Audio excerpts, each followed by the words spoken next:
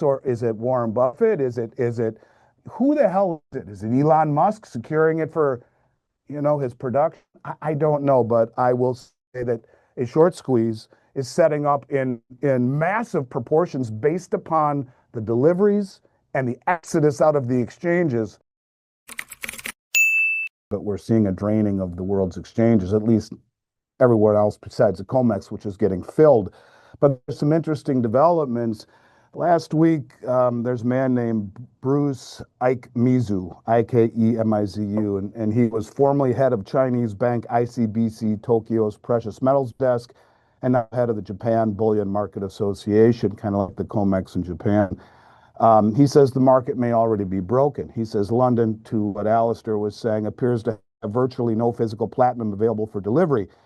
He says it seems that there really is no platinum in local London Zurich, yet continues trading nearly 3 million ounces per day of London promissory note cash contracts for immediate platinum ownership and delivery. Something is about to break, he says. But this is something that we're seeing all over the place. It's not just in London. We're seeing some really crazy, interesting things happen here in the United States as well. And I'll give you an example. If we just take a look, for example, at the first 3 days of the August contract. I've been screaming that we are watching these deliveries since November come in since the election that are ridiculous, that they're so far outside of what is normal. The people need to take notice that the people that are doing this are incredibly sophisticated and well-heeled. You do not see deliveries coming into the COMEX the way that we have been month over month over month over month over month since November and not take notice. Yet you don't hear a damn word by the mainstream. Okay, so the important things are ignored by the mainstream and are covered by guys like you and Alistair and myself and others in this industry who spend copious amount of time trying to dig. The fact that we aren't hearing anything about this is crazy. We've become a net importer of gold since November.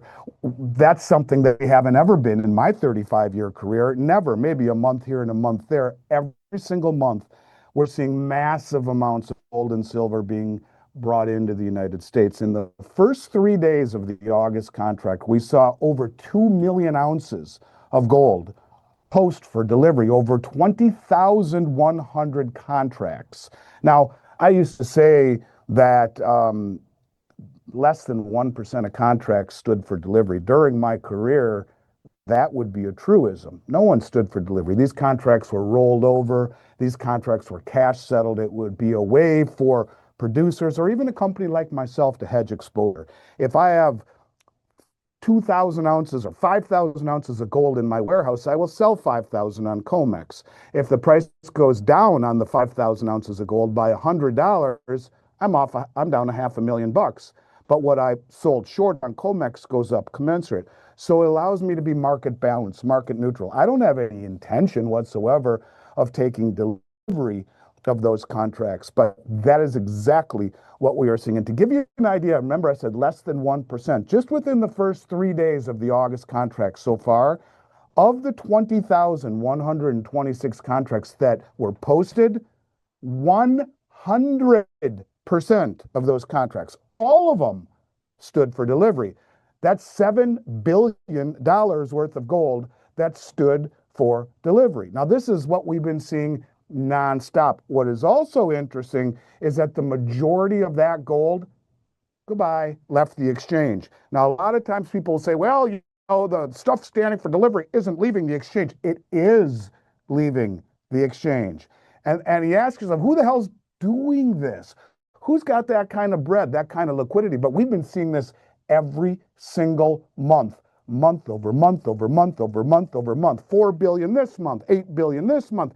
Now, there was an interesting chart that I saw, and I want to give credit where credit is due. I don't know who this is, but it's PM, Precious Metals Bug, on Twitter. And he says, I looked for the totals for the COMEX daily silver stock reports for the last few days. And this would have been from August 1st. It's August 1st, and then you had a weekend, the 4th, the 5th, the 6th, and the 7th. Okay. 5 trading days. In 5 trading days, we saw 1.721192, 1,721,192 ounce, 1,721,192 ounces of silver that was received into COMEX, right? So you're talking a lot of money. Over 1.7 million ounces of silver came in to the COMEX. But what left for delivery, what was withdrawn out of the COMEX in that same period of time, 1,890,316 ounces. More silver left than came in. Now ask yourself this question. Where the hell is 1.9 million ounces of silver going to be stored if not in the COMEX vaults? Where's it going? Who's taking possession of it? And so when you talk about the potential of squeeze, you look in London, as Alistair said, they told us it's T plus 8 weeks. It's a T plus 1 settlement market, meaning T is trade day plus 1 is settlement. The third day, those bars better damn well be moving my direction because I own a company like I manufacture jewelry all over the world. Well, what do you mean my bars are 8 weeks delayed? Well, there's a shortage of manpower and trucks that the Bank of England tells us. Oh, I see. So the Bank of England doesn't have enough trucks to load my bars. But I've had this contract and I'm expecting the gold and silver because I have jewelry to make all around the world, but I got to wait 8 weeks. Well, that's what we're being told. Same thing here is being said. The head of the Japanese Metals Association is saying there is no platinum, yet they're trading 3 million ounces a day. If you listen to David Jensen, who's one of the great minds in my mind on what's going on in the LBMA, he will tell you that they trade, that there's 155 million ounce float of silver, the LBMA. That's the amount of silver backing the bars, right? But he says that they're trading 190 million ounces over that amount every day. But here's the interesting thing. He also says that those numbers are 10 times understated, the amount of trades, because they only post the final settlement numbers. So he's saying they trade upwards ends of 1.9 billion ounces of silver per day off of a 155 million ounce float, which is 3.5 times the annual global mine supply and, 15 times the float. You see a problem here when people stand for delivery? This is the squeeze. It's in silver, it's in platinum. You're seeing it in massive gold deliveries. Something very, very, very different is happening where physical demand, and again, go back to trust or lack of trust, physical demand and repatriation out of the Bank of England, the New York Fed, and now the COMEX and the LBMA is something that is highly unusual. That is the whipped cream on top of the unusual sundae, that all of the deliveries, the majority of them, in the case of silver in the first 5 days, more silver left than was delivered. And to see contracts post, and as much as 100% of those contracts stand for delivery when the norm was 1% or less, this is the stuff that people need to pay attention to. Price is the ultimate tool of misdirection. The effort it takes, the sophistication it takes, the wealth it takes, the understanding it takes to not only stand for delivery in this amount, but to move it out. And where the hell are you going to put it? You're talking several semi-trucks worth of silver. Where is it going?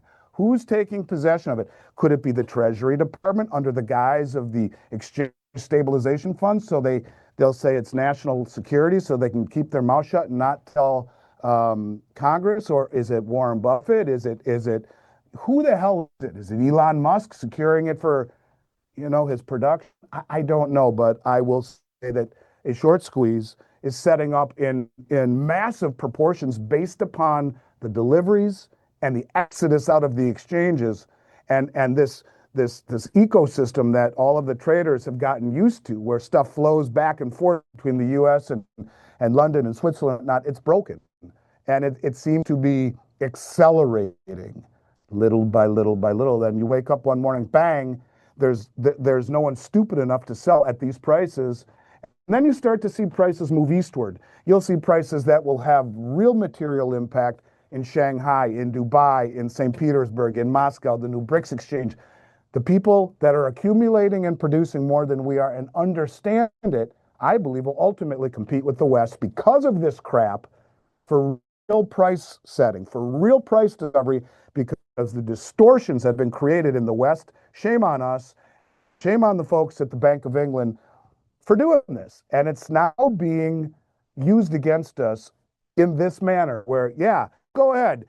We'll take your stupid price, but you know what? We're going to stand for delivery and we're going to pull it out of your exchanges and it ain't ever coming back. So I think Alistair's spot on. When you talk about a short squeeze coming, you can see it. It's just a matter of how long they're able to keep the ball up in the air. And I would never count out the ability of these Western banks to keep it up longer than we expect. But ultimately, mathematics will have its way and logic will prevail. So these numbers to me are more important than anything. The delivery numbers, that is.